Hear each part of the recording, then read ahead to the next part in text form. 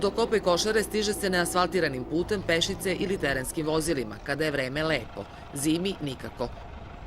U selu smeštenom u kotlini nedaleko od Svrljiga živi 70 stanovnika, a svega 10-ak ima manje od 60 godina.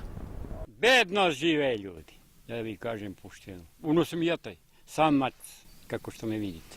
Selo nema ambulantu, pa ako im zatreba lekarska pomoć, deca ih vode u grad. Posle 40 godina ovde je došla ekipa lekara. Pine baba malko grejanu rakijicu, promešana i vodica i šećerek. I to mi je u 12 godina lekara ne sam videla. Mnogo znači, znam sve kako mi je sad zdravlje sa ono. I ovo je za selo nešto što ne postoji bolje. Osim nekoliko slučajeva povišenog krvnog pritiska i šećera u krvi, zdravstveno stanje im je u globalu dobro, kažu lekari. Ovo što smo našli nije tako alarmantno. Ipak je ovaj deo populacija sačuvana, znači gorštaci što bi se reklo.